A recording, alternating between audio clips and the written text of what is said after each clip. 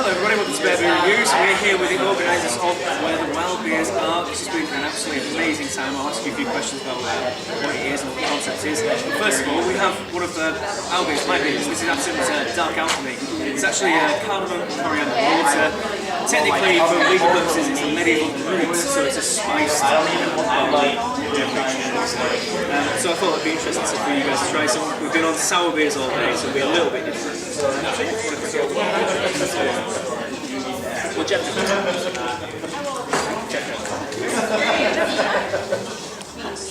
Right now, look at that. Oh, I left my.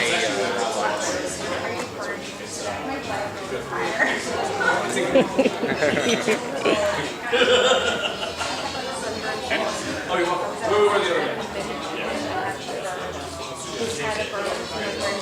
In the bathroom next to us. As you can tell, it's nice and carbonated. It has been quite a warm day, so it really helps it out a bit. Good lace in the way as well. Nice and dark body, it's perhaps a little bit brown.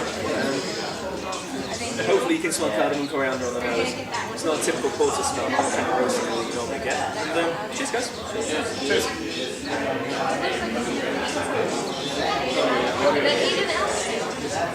The spice is really reserved and mild.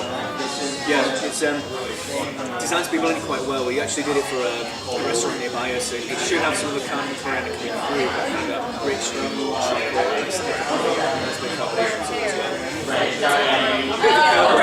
Tell anyone what it is, so it's just kind of like, what is it? What is that? We've tried it before.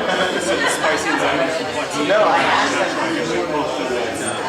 It's missing like little something, so putting the spices in, adds that little something, that complexity that you just don't get right. Otherwise it'd be like a sweet, maybe even dry, thick thing that just blacks out, like seasoning. There's a big nose on it with the roasted territory as well, the spices it's not overdone, and they all do blend together. It's a very well integrated spice profile. Yeah, not one spice that pumps out and hits you. No, it's just all there. So, how big is this? 5%? Bigger than 5%? Yes, 5%. So it's strong for an English, 4.9 even, so this one's still strong for an English ale, but they like it below 4.5 usually. Right. So strong for us at least, but obviously less for That's it for us. It's like, oh, this is my beer. Session calls. 4.9%. Awesome, so right, enough about me. Hello guys, would you like to tell us all about your little project that you've got going on here? Yeah, sure. So I guess it was 7 years ago, Jeff and I met at a trucking event in the Twin Cities in Minnesota. Fergie Fest. Yeah, Fergie Fest. What was it? Happy Gnome. Happy Gnome. And Beer bar in St. Paul, Minnesota, capital of the state. yeah, So I worked at a wine shop. I was kind of a craft beer guy. This wine shop in the Twin Cities in St. Paul, and Jeff just did some side projects with some distributors in the Twin Cities, and so we met, and I was a big fan. Very eager, very young. I was probably 20. and we were pouring an oat beer soldiers behind the scenes. Like, it's not a firkin. It shouldn't really be poured at this event. But you had this like kind of little speakeasy crowd that just loved it. Like, hey, I heard you have something special for us. So we would pour that beer, and Tim came up and I pitched the idea for like this collaborative beer fest, and he totally bought on it. And honestly, the event wouldn't have happened without Tim. So we did this event for several years in the Twin Cities, and then he moved out here for beer, to work in beer in Brooklyn, and he's like, well, I'm thinking about doing something like that too. And let's just do the event two places. Yeah. And so now we've been doing this. This is our, I believe, 11th. I've been saying 12th. I think it's our 11th event. Yeah, because we skipped one. So we used to do them both in the fall. We used to do them both in September or October in both the Twin Cities, Minneapolis or St. Paul, and New York City. And that just got too much with our hectic schedule. So we moved one to the spring, which is now the New York City event, and one to the fall, which is the Twin Cities event. And yeah, I think this is the 11th iteration of where the wild beers are. So this is kind of an unusual concept in terms of beer festivals. You normally pay your money and you go in and you go to the bar, you find the one with the tap. But this is slightly different. In fact, it's collaborative. So would you like to explain the concept behind that? Yeah. So the sour beer community it's a very niche community. Not a lot of people are really excited about sours. People enjoy sours, they like them, but some people really get into them. They research them, they collect the products, they know when a new product is coming out into the market, whether it be a really small producer or a huge macro producer that's trying to get into this niche of the market. And so this event allows people to open some bottles and some products that they've been seeking out, collecting, and to share them with people who are like-minded, who also really want to enjoy the product in a way that's appreciated by them. So I've been saving a beer since 2007 that I traded for. I collected bottles before it came out in anticipation of it coming out so that I could get that beer. And when it finally came out, I sent beers out to California, and that person sent beers out to Minnesota so that I could have this bottle. I opened it here in 2014 after I was seven years old, and it's something that probably a dozen, maybe 2 dozen people here knew about.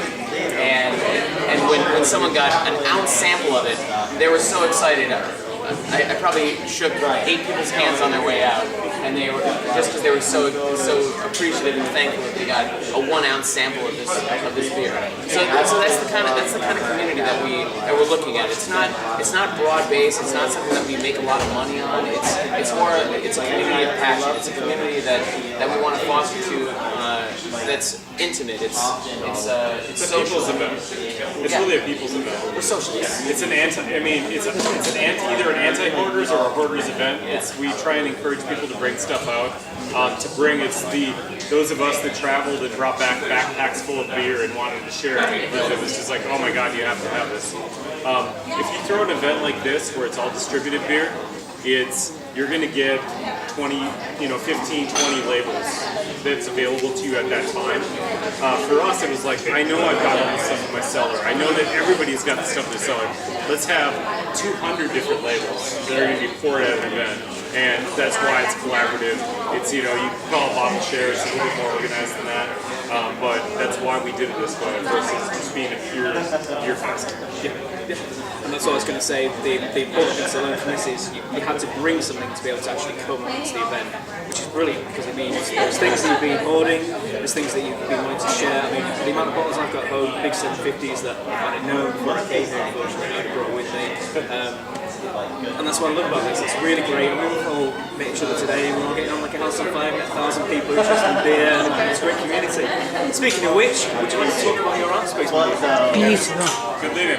Yay, the artist. I kind of heard about this subculture. Obviously, a beer drinker, but this was like a microcosm of beer, the beer world. And you can look at the bone pile in there and see an unprecedented number of different. There's I got particularly interested when they were teaching me about the biology involved. And that's part of my trip with my woodworking is like seeking out specific biology. I'm not I understand. Fungus is something from other wood in order to get to a level where I see it. Different varieties of mushrooms growing on it. None of them were native to that type of wood. They were all from other types of wood. Somehow it kind of makes sense to me last night when I was really understanding the beers, how it made sense in this particular place. We're currently in your workshop, aren't we? And these are your pieces. Yeah, he's been instrumental. I mean, this space is, as far as New York City is concerned, is massive, and the wood really plays really well into the sour community, which a lot of these beers are barrel aged. in wood, and so it's really worked out well. I'm not going for the prettiest aesthetic thing. It's like I'm going for the wild and the biology involved. So it's like the termites are good versus like the pristine common wood. Perfect blend of art and beer. So we've had some great, I've had some amazing, I've had some absolutely fantastic, amazing, brilliant, world-beating sour beers today. And thank you both from the bottom of my heart. Thank you all. It's been an absolute pleasure to meet you. Yeah, and I've got drinks as well. Cheers to you as well. Thank you all. It's been an absolute pleasure. February reviews from where the wild beers are in Brooklyn, New York. Cheers. Cheers. Yay. Cheers.